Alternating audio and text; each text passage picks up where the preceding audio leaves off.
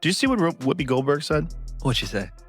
Whoopi Goldberg said, This Turning Point conference, the were in the front of out there in front of the conference with anti-Semitic slurs. Every single person that attended that Turning Point, every Republican speak up against these, against the flags that were. You let them in. President, open your You mouth. let them in and you knew what they were. Right. So you are complicit. We're talking to some of the best lawyers out there that are experts in this. And as you know, these things can be very complicated. There's a lot of facts and circumstances around it. But we're not going to let this go, because you should not be able to smear 5,000 high school and college kids and then just be able to walk away with it. Joe Rogan didn't just throw shade.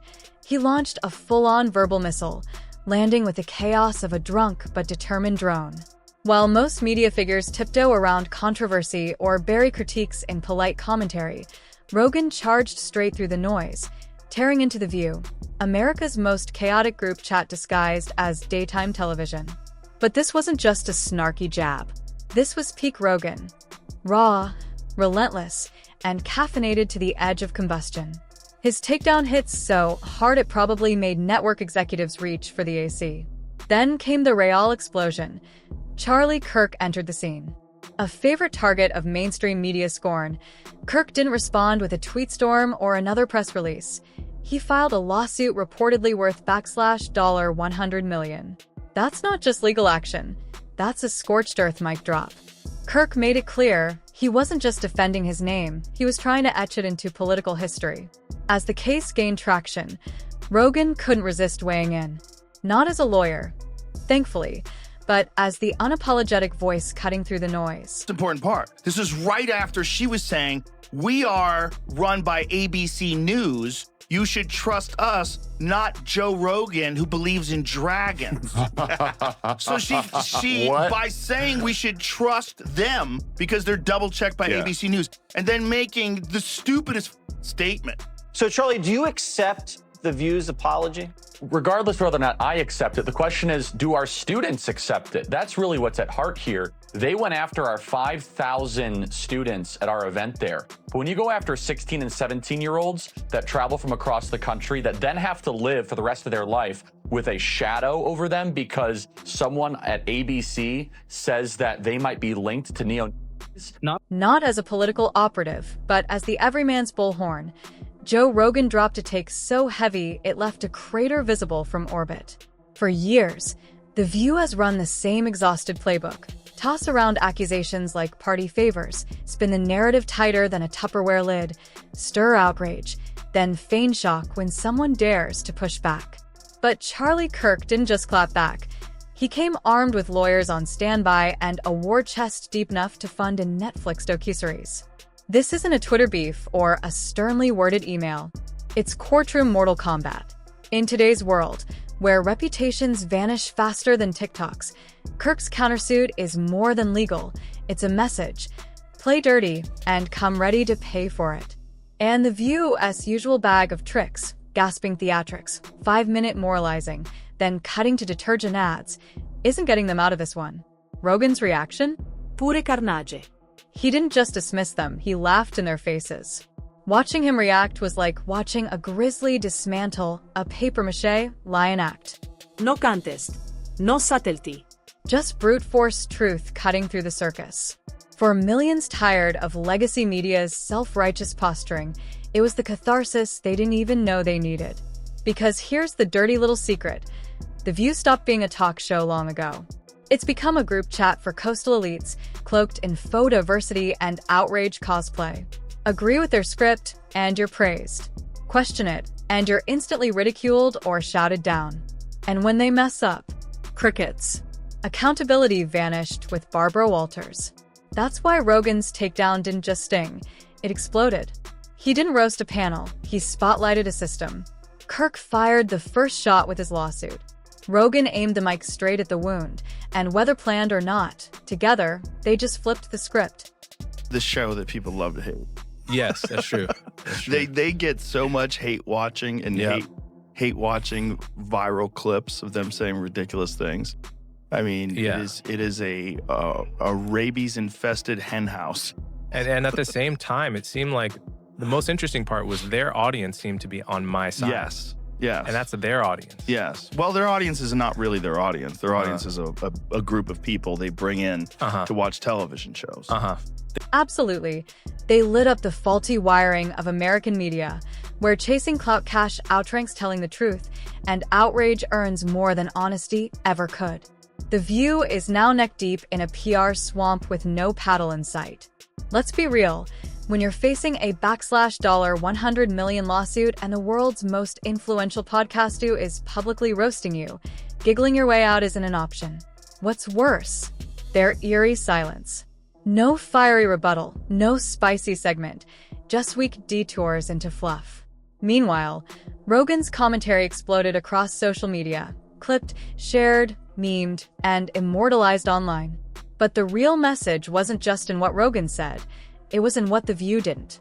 A show built on chaos, confrontation, and Clapter suddenly went dead quiet. That silence?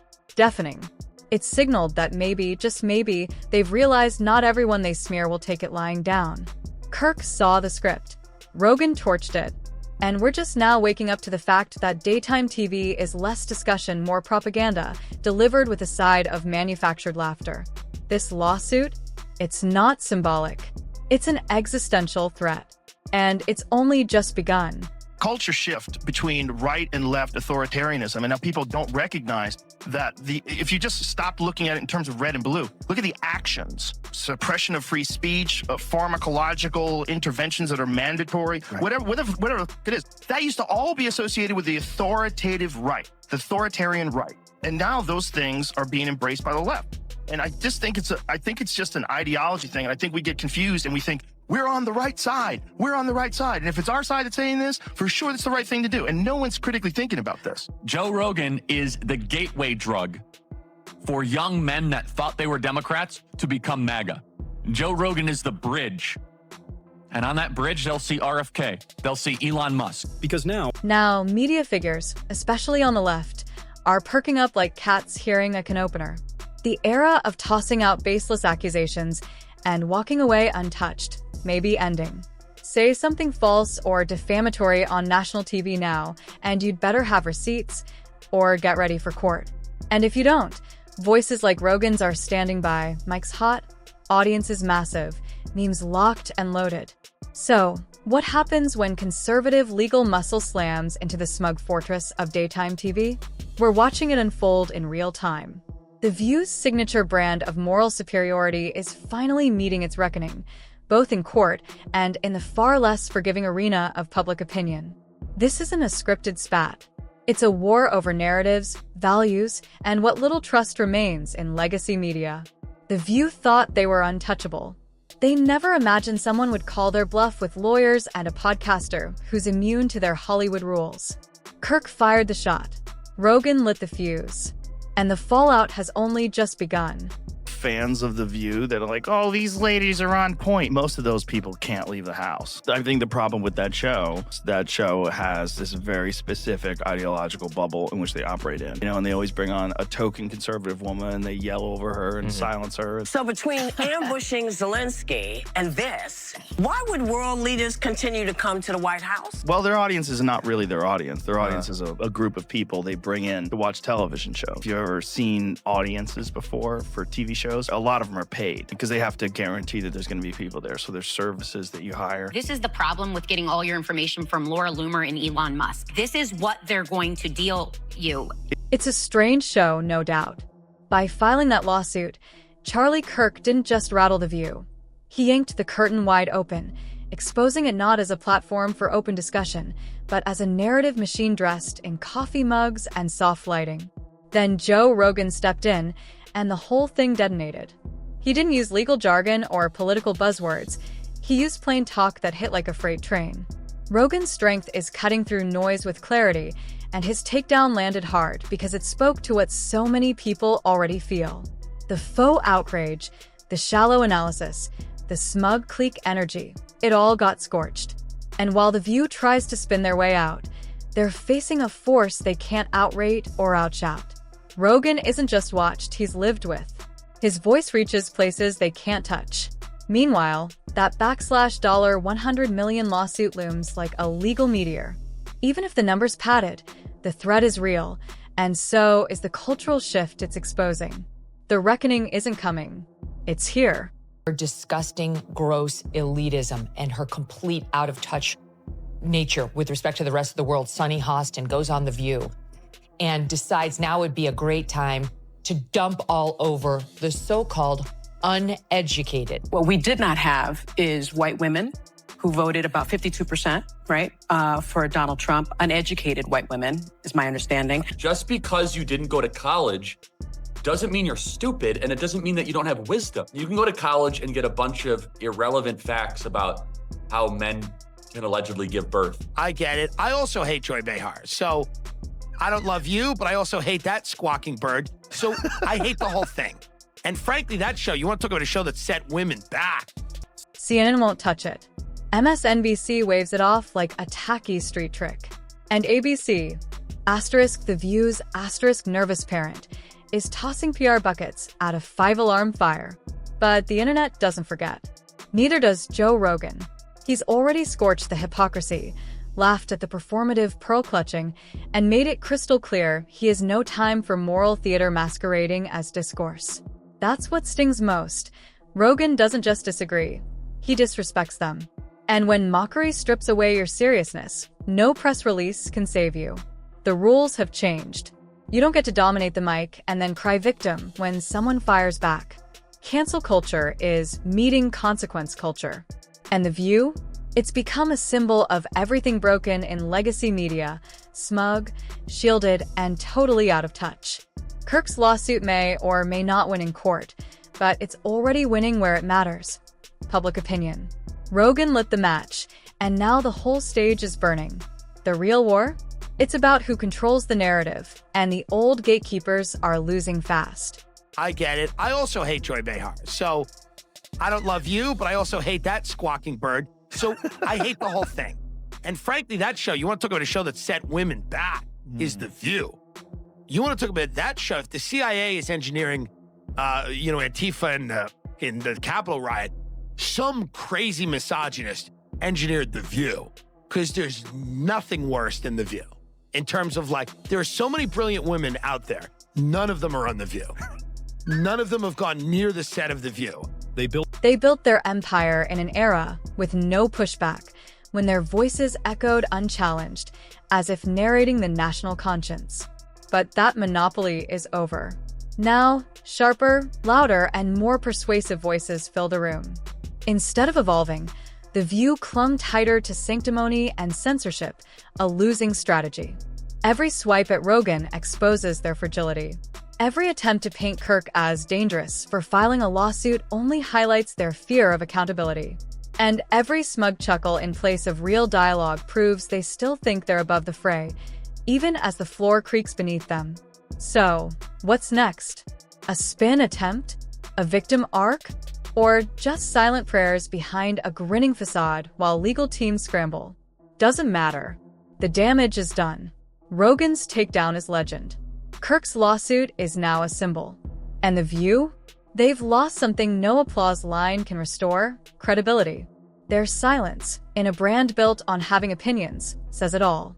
When it's their turn in the hot seat, the truth-tellers suddenly go mute. And that, more than anything, is the loudest confession of all. Watch the episode when Tulsi Gabbard got on to defend herself, and Joy Behar starts panicking and going over her notes while Tulsi is refuting everything that she said. Yeah, I mean, Joy Behar, again, these people have dementia. These are people who, should not be allowed out of the house. They have a national platform. I mean, it is crazy. They have no idea. These people have never read, a book. And there's versions of it. Rogan didn't tiptoe. He bulldozed right through. His words hit The View like a sledgehammer, calling them out as overpaid hypocrites cashing checks for stirring up staged outrage. And the internet loved every second. This wasn't just mockery. It was a cultural slap, a blazing red line in the sand. Rogan exposed just how fragile and out of touch these legacy platforms have become. When one guy with a mic shakes a media giant older than dial-up, it's not just a roast, it's a reckoning. The View is never built for defense, and now that they're forced onto their heels, they're visibly crumbling. No amount of foundation, canned applause, or tight scripting can hide the cracks. This isn't about one lawsuit, it's a warning shot. For years, media elites treated public figures like punching bags in their moral circus. But the rules have changed. People are tired of the spin, the sanctimony, and the double standards. Kirk's lawsuit is the first major haymaker, but it won't be the last. The takedown has begun,